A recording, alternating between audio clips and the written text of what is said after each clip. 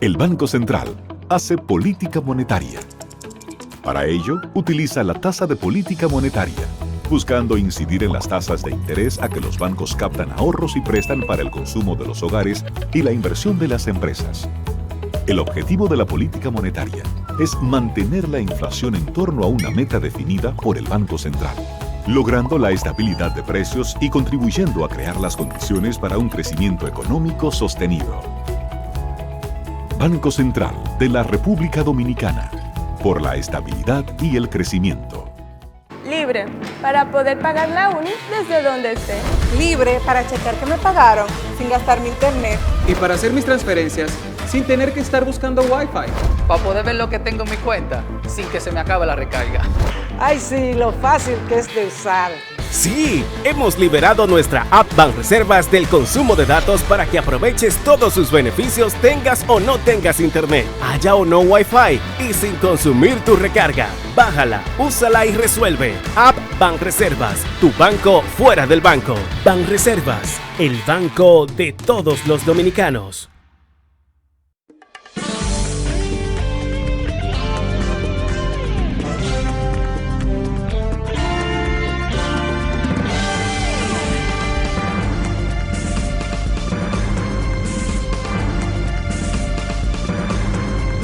Buenas tardes, amables televidentes. Bienvenidos a su cita diaria crepuscular y nocturna en Teleimpacto, que es al final de la tarde, despidiendo el sol y comenzando la noche. Ponga su caridad en buenas manos.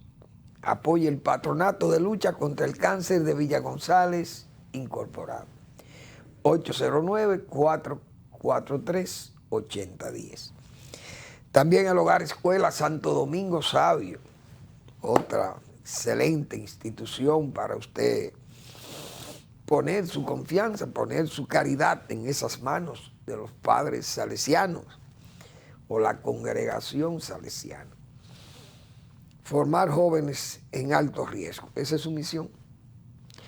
Así que su dinero ahí está garantizado en la buena gestión de esa congregación religiosa que son los salesianos, y de ese excelente lugar de trabajo para, repito, formar jóvenes en alto riesgo. Avenida Independencia, casi esquina Avenida General Gregorio Luperón, aquí en Santo Domingo. Bien, vamos a iniciarlo esta tarde. Uno no quiere ser un crítico pertinaz ni nada de esas cosas, pero yo creo que cuando las cosas no funcionan, no se debe insistir en eso.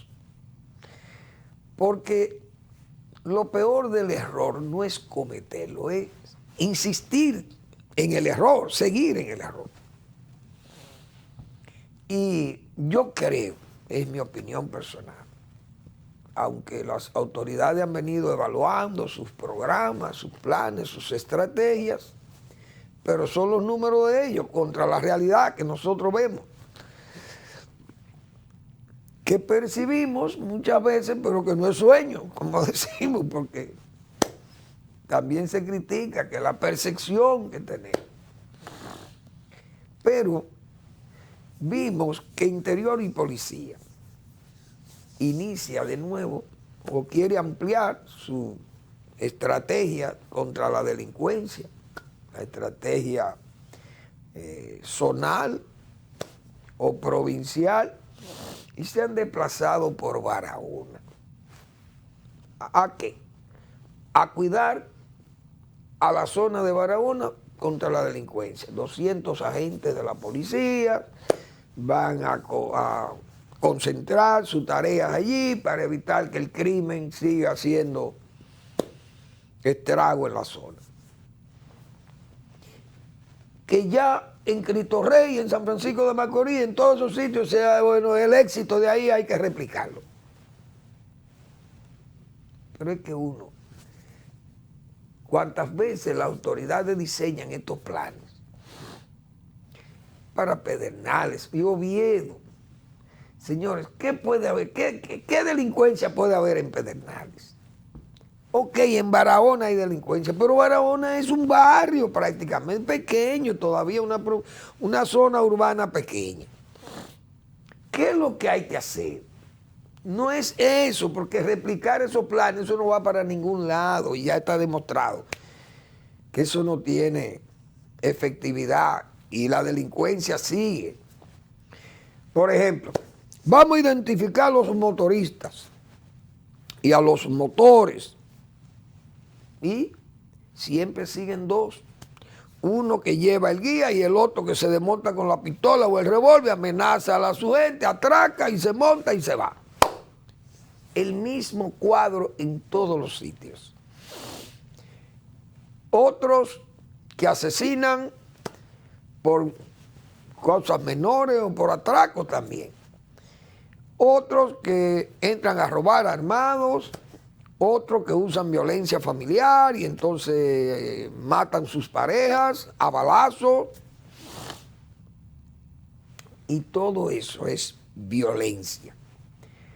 Robo, atraco, falsificaciones, qué sé yo. Pero principalmente robos y atracos a mano armada. ¿Qué es lo que hay que hacer, señores? Si en América Latina no quieren diseñar políticas de fuerza, vamos a estar fracasados. Porque me dirán, bueno, pero en Estados Unidos hay muchísima violencia. Sí, hay ciudades que son ciudades muy superhabitadas, muy cargadas. La mayoría de las veces no de muchos norteamericanos, porque las grandes ciudades de norteamericanos son menos violentas que estas ciudades que son más cosmopolitas, Nueva York, Los Ángeles, Chicago, qué sé yo. Vive mucha gente ahí que no son norteamericanos, o por lo menos no son de origen norteamericano. Porque la familia norteamericana, aunque tienen muchas armas, los blancos, principalmente, y negros y blancos, pero es gente que tiene otra formación. Y se ven muchos casos, jóvenes principalmente, gente joven, tal vez por los problemas de drogas y esas cosas, o de conducta. Mucha gente tiene problemas de psicópatas, son gente que son locos. Hay muchísima gente que no son cuerdos. Como las armas tienen esa permisividad para venderse en Estados Unidos, entonces cualquier muchacho de estos busca un arma de la que tiene su padre ahí, se va a una escuela y mata a un reguervete. Es verdad, pasan esas cosas en Estados Unidos. Pero allá la ley es la ley. Al que detienen con un arma ilegal, sabe lo que le pasa, que la cárcel le espera ahí. Entonces, aquí en República Dominicana, que yo he señalado ya el caso, pero no me voy a cansar de citarlo. Aquí las armas, citaba ayer, dos tipos de situaciones que se presentaron en el país. Aquellos tiempos del 16, del Concho Prim, y los tiempos cuando en el 1966 Balaguer llega al poder. Encuentra un pueblo prácticamente armado, en forma clandestina, esas armas que fueron sacadas de los arsenales de las Fuerzas Armadas Dominicanas a raíz de la Revolución de Abril. Esas armas quedaron en manos de muchísima gente que la portaba en forma ilegal, o que la tenía, la retuvo, la guardó en ambientes que no se deteriorasen, para fines de continuar su lucha revolucionaria, hacer de nuevo la revolución y derrocar al gobierno de Balaguer.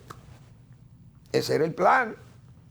Ahora, ¿qué planes diseñó el gobierno? Bueno, tengo que ir a un plan abusivo, muchas veces agresivo, un plan de fuerza dentro de una democracia, que quisiéramos que esta democracia fuera efectiva, que fuera tranquila, llena de paz.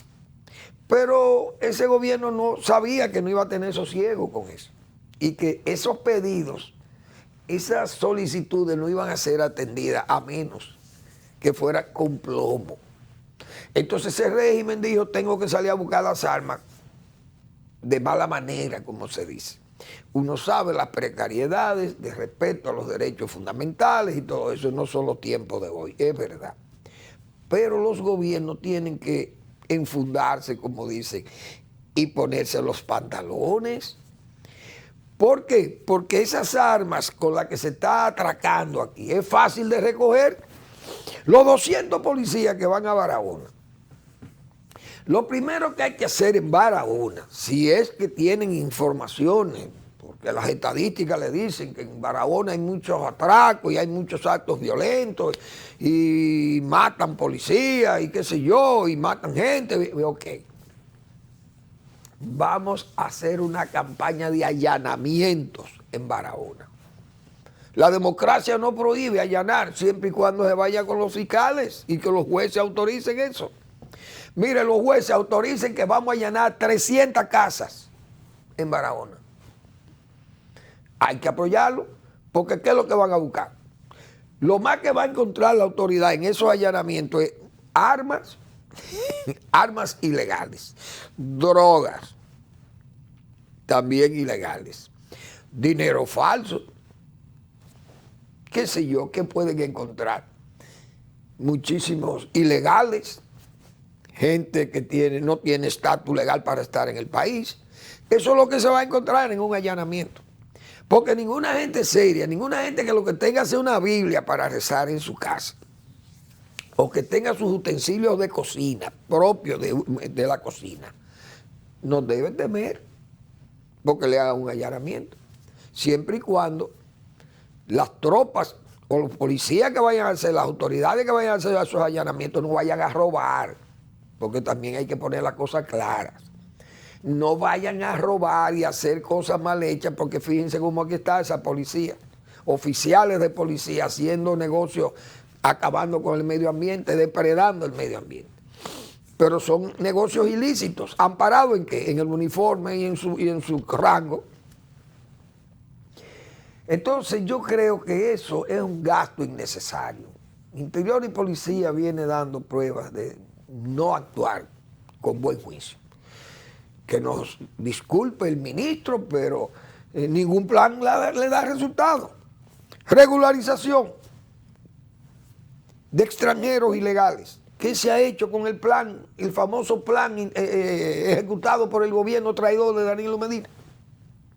Que se iba a revisar, que habían unas agencias en el interior del país para revisar ese funesto plan de regularización talgado de documentos falsos. No se ha hecho nada. Que se iban a registrar los empleados extranjeros ilegales, tendrían que ser registrados por su patrono, por los productores, tanto agrícolas como constructores o quien lo utilizare. El servicio doméstico. Ahora son taxistas, haitianos ilegales, taxistas. Imagínense ustedes, un hombre sin, yo no sé cómo, con qué cédula trabajan, cómo, con qué documentos trabajan esta gente, todo es falso. Entonces, en esas cosas es que debe estar la autoridad nacional y no ponerse a replicar planes que todo el mundo sabe que no va para ningún lado, pues no le va a dar resultados, a menos que sea recogiendo las armas. Y eso sí es una política que tiene que ser regional, que se hagan en toda América Latina, porque vamos a tener este problema todo el tiempo. En China no hay esos problemas, ni en Cuba tampoco. Y son dictaduras, es verdad, son dictaduras. Pero la gente sabe a lo que se atiene con esas armas en medio de esos gobiernos autoritarios. Entonces yo creo que eso es fácil de resolver. Yo creo que eso no es tan difícil. Y ahí sí es verdad que vamos a recoger armas, pero en grandes cantidades, por cerones, señor Chu, vamos a recoger las armas en el país. Pero mientras tanto es gastando el dinero en forma ya raya en el dispendio, para mí. Porque eso no tiene, es que no hay no hay efectividad, no hay credibilidad en esos planes. Sigue la delincuencia, siguen por donde quiera. Terminamos en Barahona, el próximo, no le decimos dónde va a ser el próximo. Llegamos con la tropa en Asua, vamos a auscultar a Asua. Y ustedes van a encontrar armas de todos los tipos, armas de fabricación casera, tipo chilena. Van a encontrar machetes afilados, aquellos machetes sacahígados, todas esas cosas lo van a encontrar. Pero hay que echarse esa canana. O vamos a seguir jugando a las elecciones, al populismo de las elecciones, que no se puede molestar. El tigrismo no se puede molestar porque vota. Porque con ese criterio no vamos a llegar a ningún lado, pienso yo. Bueno, yo voy a poner un audio que me envió un amigo mío aquí, porque yo creo que eso es interesante. Y precisamente va para la gente de interior y policía, porque son migración, interior de policía. Mexicano, despierta. Están haitianizando nuestro país. Despierta.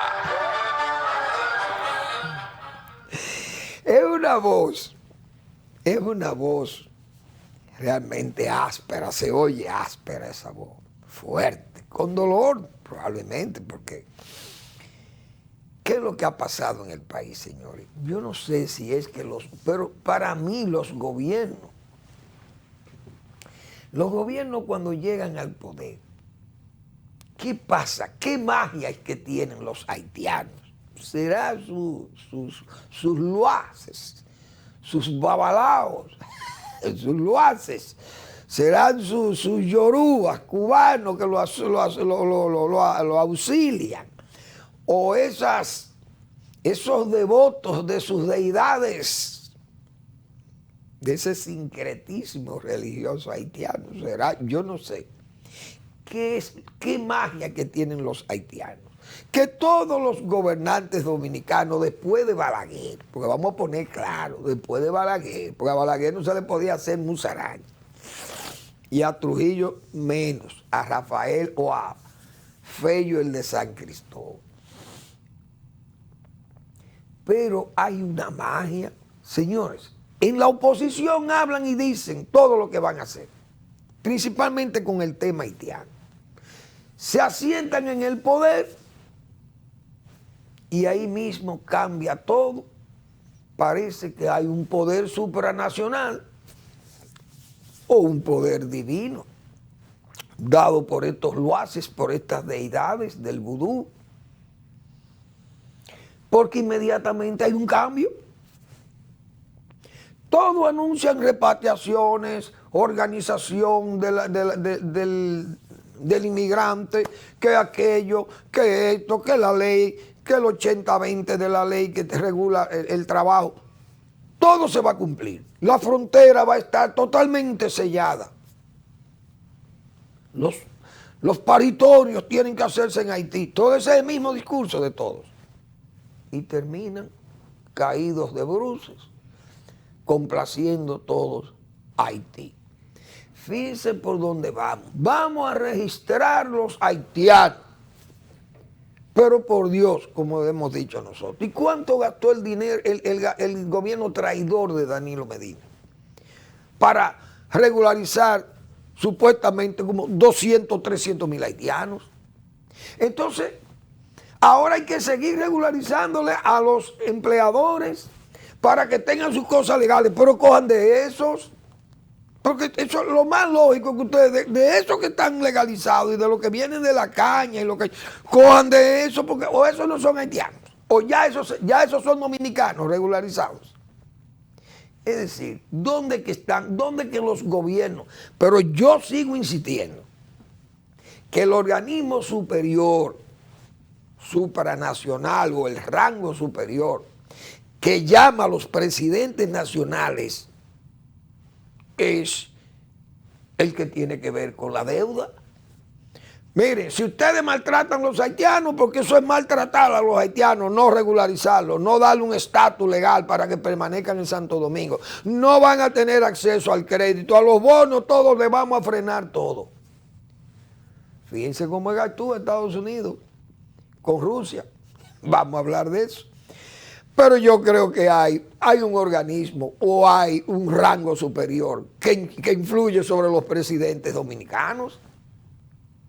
Yo no voy a entender por qué este gobierno no puede cumplir con la palabra que se ha comprometido. Por eso pido esa constitución. Vamos a abogar ahora, señores. Yo creo que lo que tenemos que abogar, los dominicanos que estamos conscientes de esta situación, es por hacer un referéndum revocatorio que se contemple. Yo creo que lo contempla la del 10. La constitución del 10, no sé si contempla ese plebiscito. Pero un revocatorio, no el consultivo y el aprobatorio, no. No, un revocatorio del mandato para el que no cumpla con lo que le dice a los pueblos, el que no cumpla. Primero, no tenga ni siquiera la aspiración de seguir, que sea derribado por vía de un revocatorio, un referéndum revocatorio a mitad del periodo. No cumplió con su palabra, es para afuera que va. Vamos a la pausa.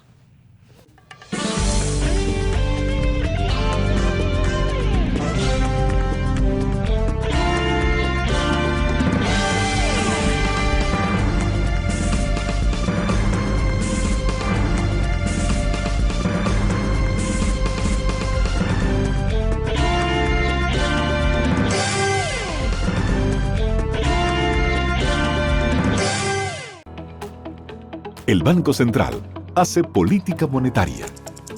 Para ello, utiliza la tasa de política monetaria, buscando incidir en las tasas de interés a que los bancos captan ahorros y prestan para el consumo de los hogares y la inversión de las empresas. El objetivo de la política monetaria es mantener la inflación en torno a una meta definida por el Banco Central, logrando la estabilidad de precios y contribuyendo a crear las condiciones para un crecimiento económico sostenido. Banco Central de la República Dominicana, por la estabilidad y el crecimiento. Libre, para poder pagar la uni desde donde esté. Libre para checar que me pagaron sin gastar mi internet. Y para hacer mis transferencias sin tener que estar buscando Wi-Fi. Para poder ver lo que tengo en mi cuenta sin que se me acabe la recarga. Ay, sí, lo fácil que es de usar. Sí, hemos liberado nuestra app Banreservas del consumo de datos para que aproveches todos sus beneficios tengas o no tengas internet, haya o no Wi-Fi y sin consumir tu recarga. Bájala, úsala y resuelve. App Banreservas, tu banco fuera del banco. Banreservas, el banco de todos los dominicanos.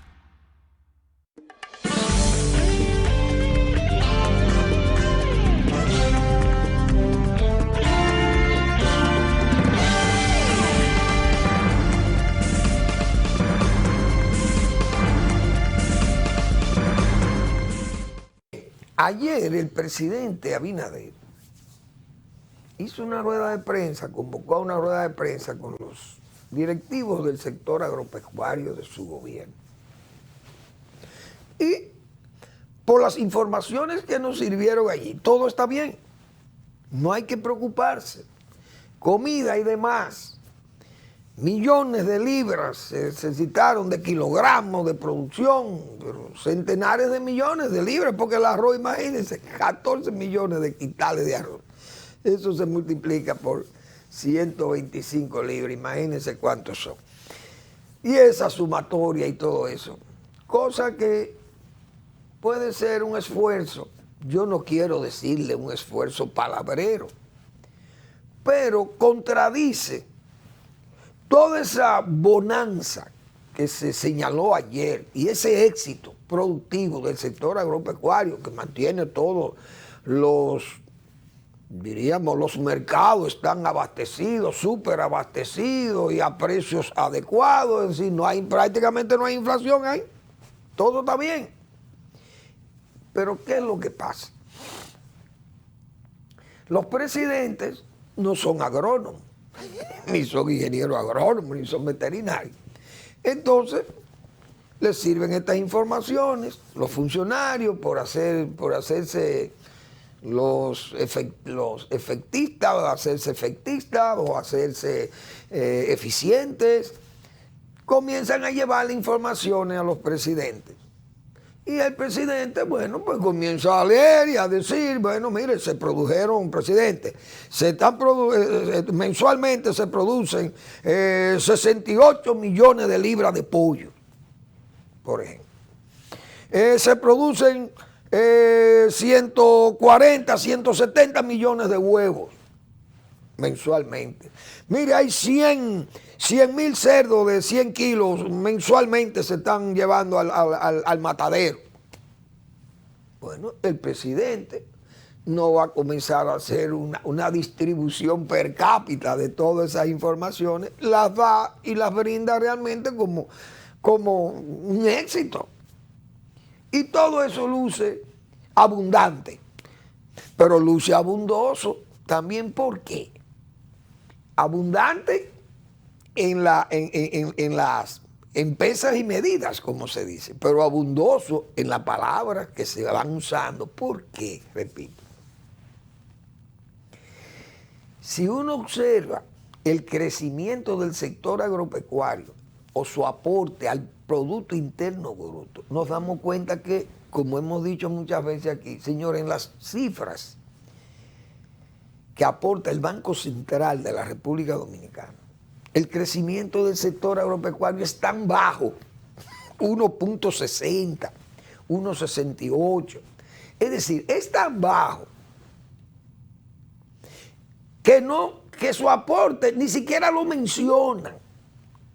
El IMAE lo recoge, el índice mensual de actividad económica tiene que recogerlo porque hay que reflejarlo aunque sea negativo. Pero no lo pone como un sector importante. ¿Qué quiere decir? Que el sector está rezagado. Nosotros hemos hablado muchas veces de eso.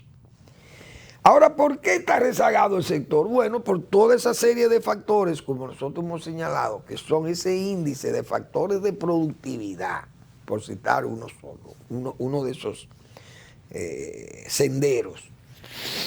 Es el peor de América Latina. América Latina, los más grandes, las economías más grandes, las 12 o 10 o 12, el índice de factores de productividad es 2.0. El promedio de toda la región es 0.9, señor, o 1. Y nosotros estamos por debajo del promedio de la región. ¿Qué quiere eso decir? Que estamos atrás. ¿Por qué estamos atrás? Porque tenemos malas prácticas de cultivo o de cosecha, o malas prácticas todavía de manufactura, de mal manejo de post cosecha, qué sé yo, transporte, cadena de frío, etcétera, etcétera. Control de plagas,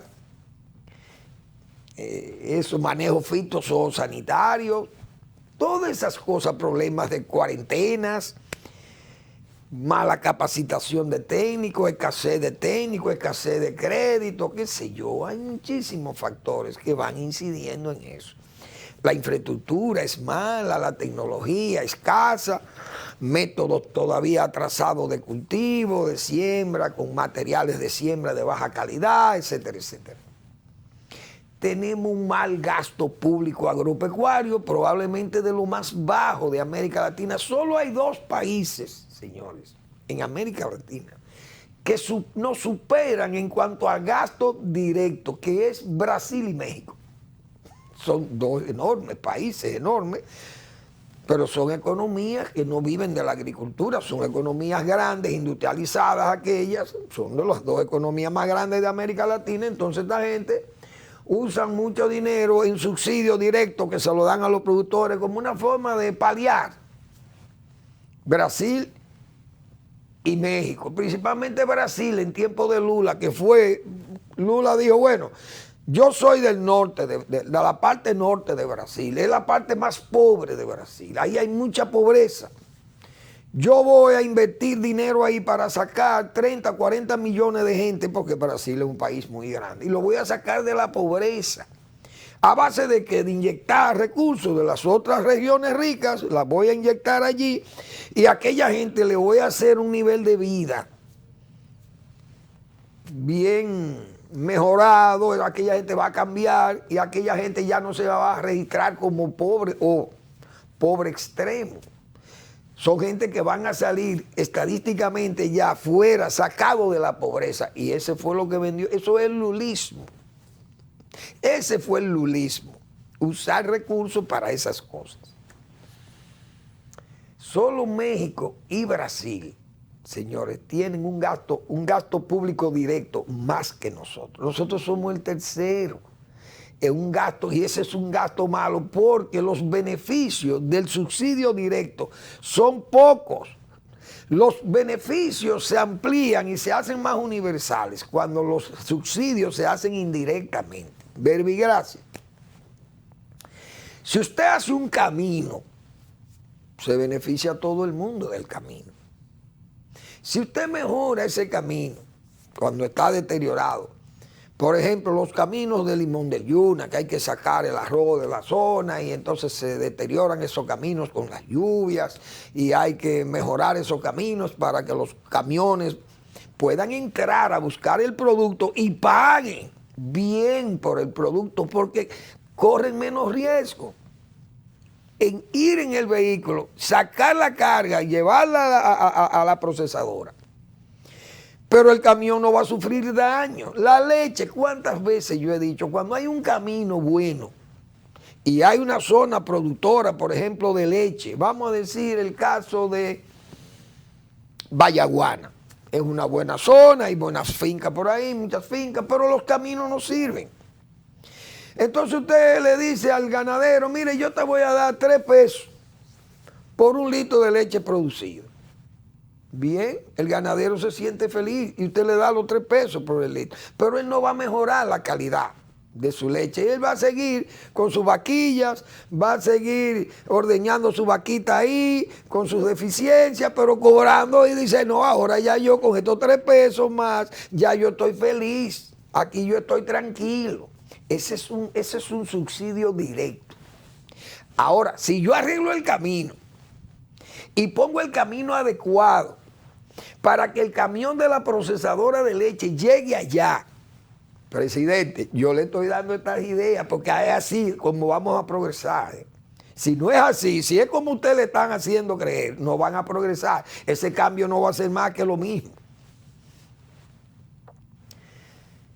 Usted arregla el camino, el camión entra y recoge la leche, pero ese camión va y viene rápido, bien, seguro.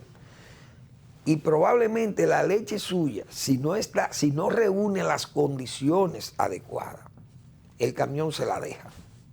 No me interesa su leche es de mala calidad, de muy mala calidad. Pero el camión va y llega donde los que tienen buena leche y entonces eso estimula que ese señor tenga que mejorar la calidad de su leche. O si no, que se lo venda a lo que cero, como dicen. Pero cuando usted mejora un camino, le mejora a la comunidad, le mejora eso. Entonces la comunidad se beneficia in extenso. No solamente se benefician los lecheros, se benefician también los que tienen limones, los que venden guayabas o los que producen por ahí coco, etcétera, etcétera, por poner un ejemplo. Es decir, República Dominicana tiene un gasto público agropecuario muy malo, presidente Abinader, pero eso no se lo van a decir. Entonces el presidente dice, pero yo le dije al Banco Agrícola que le prestara 5.000, 10.000 millones de pesos. No es por ahí, no es solamente el crédito. ¿Cuántas veces hemos dicho nosotros aquí? El crédito sin asistencia técnica es un riesgo. Lo vimos con las visitas sorpresa. Todo un robo. Un verdadero desfalco a los bienes públicos, porque tampoco sabemos de dónde procedía el dinero que utilizó Danilo Medina, porque el gobierno de Luis Abinader no se ha ocupado de informar o de buscar cuál ha sido la fuente nutricia de ese programa que se llamó Visita Sorpresa y que está todavía ahí pendiente y que la Procuraduría General de la República ni ve para allá. Doña Miriam Germán Pero eso lo vamos a poner más luego, porque ahora no voy a mezclar una cosa con otra. Entonces, eso yo creo que el presidente de esa rueda de prensa es frustratorio. Pues yo no voy a decir risible, pero es frustratorio porque lo que se está poniendo, dejando ver es que no hay problemas, que está todo bien.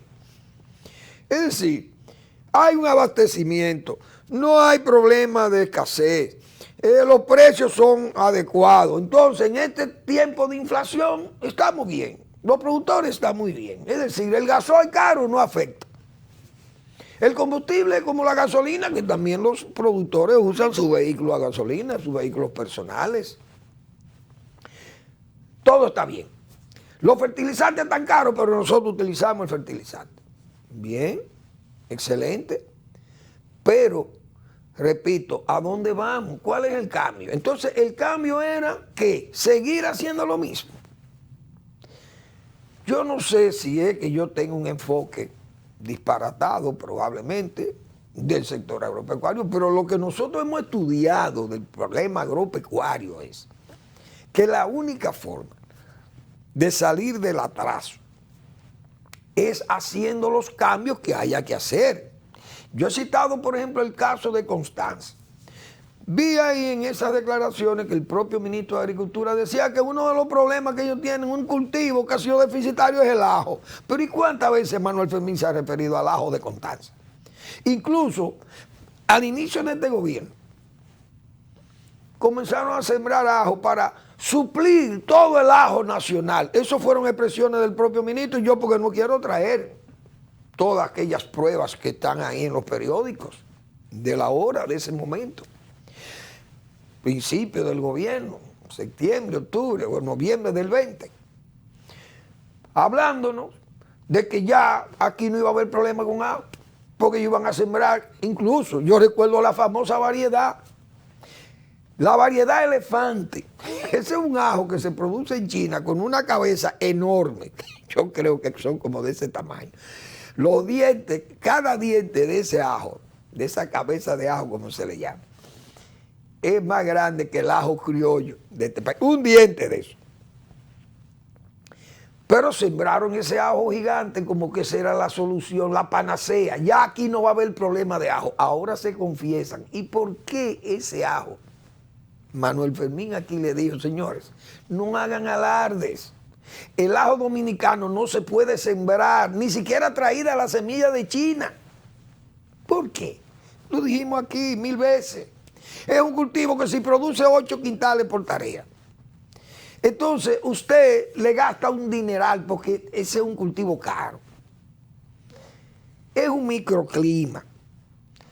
En economía hay lo que se llaman las economías de escala. No es lo mismo usted sembrar 7.000 tareas de ajo en Constanza que sembrar 7 millones de tareas o de hectáreas en China, que es un país, que es un continente prácticamente. Y el chino come mucho ajo, porque comen mucha sopa, mucho arroz, qué sé yo, que el cerdo, los pollos, y comen muchísimo disparate, y es con ajo. Entonces en China, una libra de ajo, señores, de China, puesta en República Dominicana, vale 30 pesos. ¿Cómo usted va a sembrar ajo localmente para competir con un precio como ese? Si producirlo aquí la libra le cuesta 60. ¿Cómo va a producir? ¿Cómo va? Entonces, eso hay que cambiar ese cultivo. ¿Y qué hay que hacer en Constanza? Eliminar ese cultivo de ajo, pero eso es como si fuera un insulto al productor nacional, pero no es un asunto de insulto, es un asunto de realidades. ¿Por qué no se puede sembrar ajo? Porque el ajo ni tiene los rendimientos ni la competitividad para usted sembrar ese cultivo. Entonces este cultivo tiene que ser desplazado y buscar la forma de producir, por ejemplo, fresa. ¿Cuántas veces yo he puesto el ejemplo de la fresa? Un cultivo que pueda ser exportable o que pueda ser consumido por los turistas. Entonces, tenemos que seguir importando ajo. Ahora, tenemos mecanismos para producir. Con ese dinero que produce las importaciones de ajo, el gobierno tiene que hacer entonces, ¿qué? Recaudar ese dinero con un pequeño impuesto, y ese dinero entonces usted lo utiliza, por ejemplo, en laboratorios in vitro para producir esquejes de las, o mejor dicho, los rizomas de fresa que son caros, entonces usted le prepara sus plantas producidas in vitro y produce y le hace los invernaderos y ayuda con los mismos recursos del ajo. Pero tengo que ser yo. Eso lo saben muchos técnicos del mismo sector y amigos del presidente, pero no se atreve. Esos son los cambios, presidente, que hay que hacer, como el que yo he citado de la batata de San Juan, por la habichuela. Pero eso es un riesgo electoral, cambiar habichuelas por batata o ajo por fresas. Vamos a la pausa.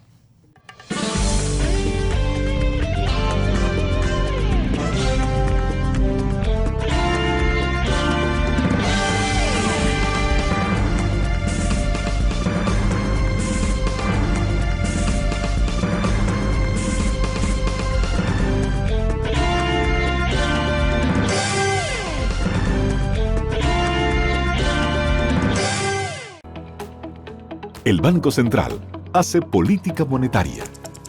Para ello, utiliza la tasa de política monetaria, buscando incidir en las tasas de interés a que los bancos captan ahorros y prestan para el consumo de los hogares y la inversión de las empresas. El objetivo de la política monetaria es mantener la inflación en torno a una meta definida por el Banco Central, logrando la estabilidad de precios y contribuyendo a crear las condiciones para un crecimiento económico sostenido. Banco Central de la República Dominicana, por la estabilidad y el crecimiento. Libre, para poder pagar la uni desde donde esté.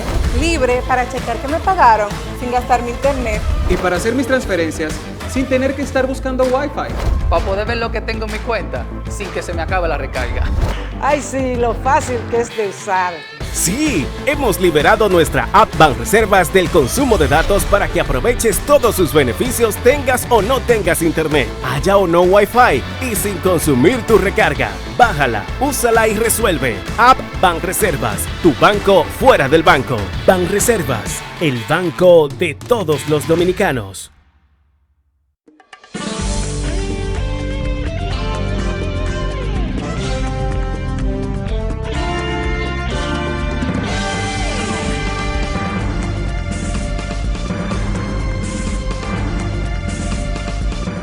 Bueno, tenemos que expresarle nuestras condolencias a la familia de Machacho González. Machacho, un franco macorizano icónico, un hombre de la radio, fue político, también falleció Machacho, tío de Manegonte, mi amigo Manegonte, tío paterno, hermano de el gallego González, el padre de Manegonte González. Pero Machacho fue un hombre de San Francisco de Macorís, senador de la República, fue radiodifusor, tenía sus emisoras. Y Machacho, un hombre bueno, sano, decentísimo, un hombre bueno de pueblo ahí, un macorizano de verdad, Machacho González, que en paz descanse Machacho. Le conocí ahí en Macorís. Le traté, no tan cercano, pero pude conversar muchas veces con él, mientras un tiempo que estuve por San Francisco de Macorís en labores políticas principalmente. Pero que en paz descanse Machacho. Pues bien, con ese tema del sector agropecuario, yo creo que como van las cosas, con los incrementos de precio en todo, porque hay un nivel inflacionario alto, peligroso, porque no hay duda que eso es peligroso. Pero yo creo que los gobiernos, los presidentes como Luis Abinader, bisoño, porque es que el presidente tiene muchísimas buenas intenciones y es trabajador y se mueve, pero eso no es asunto de andar como si fuera una abeja. Allí, aquí me poso en una flor, aquí paso por allí, paso por acá, allá y acullá. Y estoy en todos los sitios prácticamente ubicuo. Tenemos un presidente ubicuo. Pero el presidente lo que necesita son salomones. Hemos dicho nosotros, Trujillo era un toro y tenía sus salomones. Balaguer era un toro, oiga bien, don Luis Abinader, y tenía sus salomones. Horacio Vázquez era un político curtido y también tenía sus salomones. Tal vez no le hizo caso a algunos salomones y a otros le hizo más atención y mire donde la desgracia que nos dejó. Pero hay que tener los salomones para que le digan a la gente la verdad, a los presidentes, a los dirigentes, a los líderes. Le dicen la verdad a uno y otro, le esconden la verdad, pero así usted puede distinguir. Pero Luis Abinader no tiene Salomones. Y así vemos, por ejemplo, miren, esa consultoría jurídica. Ayer decíamos nosotros que casi con ripidez, vamos a llamarlo, le dijo a los que objetaron el fideicomiso que eran politiqueras sus críticas. Mal hechas, mal pensadas, mal hechas y politiqueras. Y que eran como para llamar la atención algunos. Sin embargo, él dice que está redactando una ley para regular los fideicomisos. ¿Y por qué usted está redactando esa ley? Porque eso es lo que le han criticado, que ese fideicomiso todavía no está bien jurídicamente sustentado y que había que explicar esas cosas, pero el gobierno se ha cerrado como a cal y canto, como que ahí no hay que hacer más nada, todo está bien, pero hay que oír a la gente. No se molesten porque le digan esas cosas. Yo digo estas cosas, pero yo no quiero que se molesten pensando que uno lo dice para necear o para hacer oposición al gobierno, por hacer oposición. No, es que uno ya, con la edad que nosotros tenemos y con todas las ofertas que se le han hecho a este país, tantos años, diciendo las cosas que había que hacer, y el único gobierno, óiganse bien, el único gobierno en este país que organizó un programa de verdad, un programa de desarrollo agropecuario fue el gobierno de Balaguer, es decir, la antiguaya de Balaguer, que fue el Plan Pidagro. Ese Plan Pidagro, señores, que se inició en el año 1973, ese Plan Pidagro, repito, Plan Integrado de Desarrollo Agropecuario, que eso incluía programas de esos subprogramas de extensión, capacitación, investigación, todo eso, aquellos, señores, cuántos trabajos, cuántos técnicos, hormigueaban los técnicos extranjeros en el país. Aquellos programas de FIDE, incluso del Banco Central a los ganaderos, aquellas intermediarias haciendo préstamos a los ganaderos. Ustedes saben las fincas que se fomentaron aquí. ¿Quién regulaba? ¿Quién atendía aquel plan? ¿Quién le daba seguimiento a ese plan? Ustedes saben lo que es un hombre como Ángel Tomás Rodríguez Alceno, señores. La seriedad de Ángel Tomás, cuñado de Meme Viña, que en paz descansen los dos, pero hombre de esa categoría, era lo que manejaban eso. Por ese plan, señores, lo diseñaron los técnicos del secretariado técnico, donde estaba Julio Estrella, y donde estaban una constelación ahí de técnicos buenos, comunistas. La mayoría eran de izquierda, gente o social cristianos, adversarios de Balaguer, pero eran los técnicos que Balaguer no se metía con eso. Pero entonces se veían efectos positivos.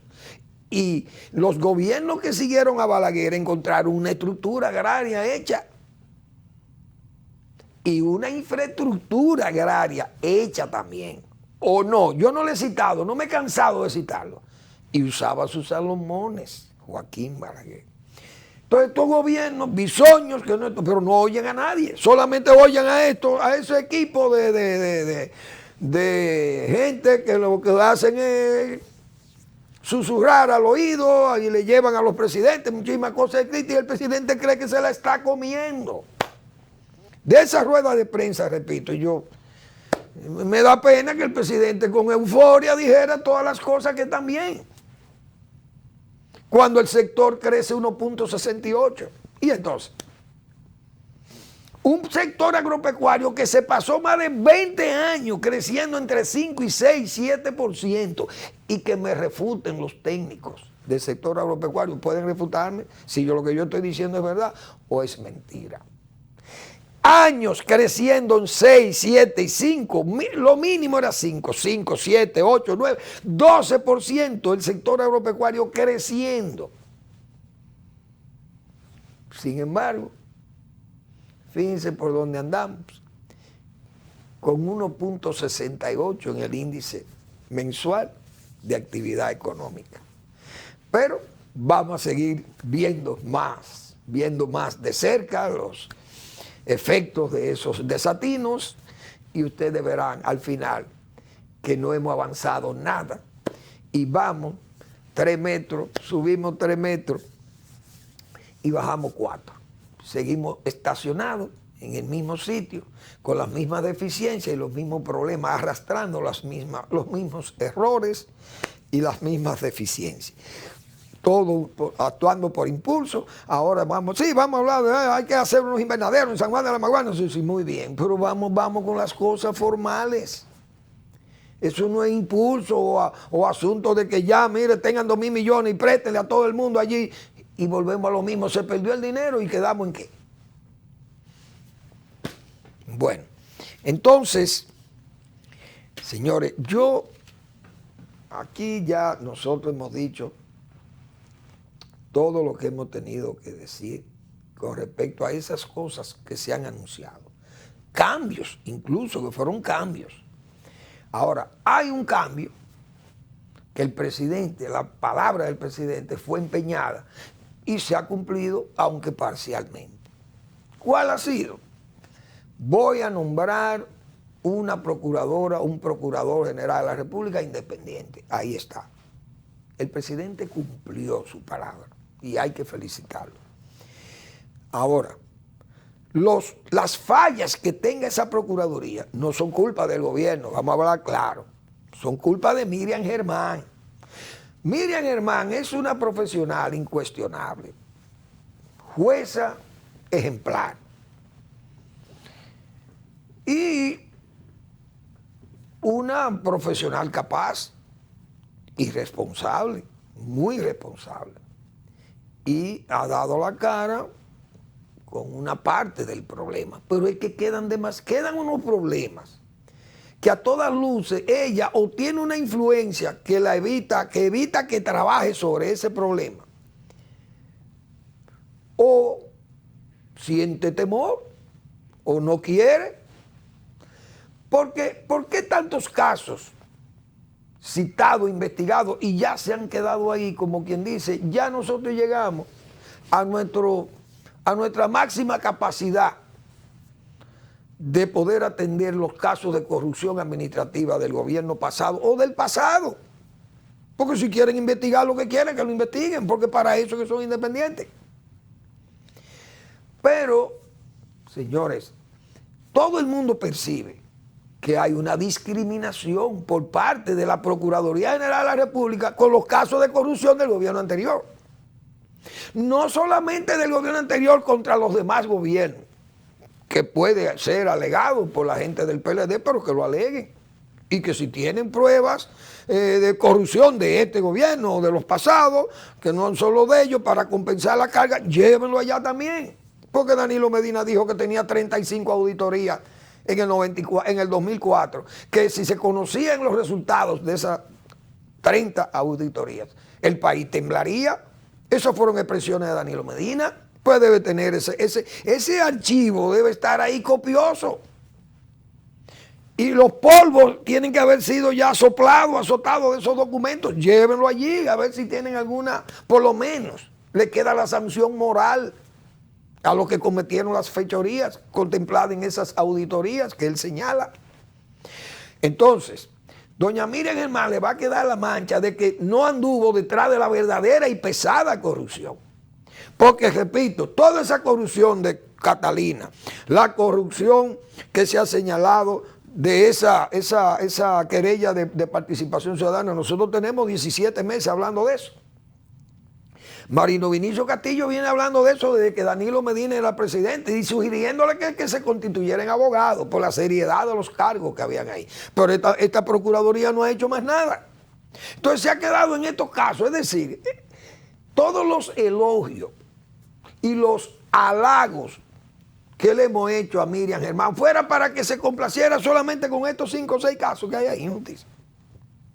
Entonces, todos aquellos patrimonios, todas aquellas riquezas exhibidas en bancos, exhibidas en resort, en la ciudad, en bienes, en testaferros y testaferratos montados, cuentas bancarias enormes, todos aquellos lujos ¿Ese patrimonio tiene actas de legalidad? ¿No tiene capacidad doña Miriam para buscar esas pruebas? ¿Se va a quedar donde está? ¿No va a haber otro esfuerzo mayor para identificar patrimonios robados al país? Aquellos casos de narcotráfico, todo aquello, no es solamente el Falcón. Hay más casos citados. ¿Qué ha pasado con esos casos? ¿Por qué no se investigó al abusador? Doña Miriam, todos esos manchones le van a quedar a usted. No es a Luis Abinader y al gobierno. El gobierno hace gala de decir, no, yo no tengo que ver con eso. Eso es independiente. Si es verdad que es independiente, actúen o digan que no tienen los recursos. Y si no le dan los recursos, entonces ya uno comienza a sospechar de parte también de que el gobierno dice, bueno, el gobierno dice una cosa y hace otra. ¿Por qué? Porque le niega los recursos con los cuales se le puede dar seguimiento a casos que tal vez el gobierno no quisiera que se investigaran, pero están ahí. Pero resulta que doña Miriam no habla, no dice nada, ni se queja de que tiene escasez de recursos humanos, de recursos económicos, o que no hay cárceles para encerrar a la gente. Entonces, si no hay cárceles, bueno, pues miren, vamos a agilizar la parra, dos pabellones de las parras, y vamos a meter a lo que faltan. Si es eso que se puede alegar, repito, porque no es que sea el presidio automático.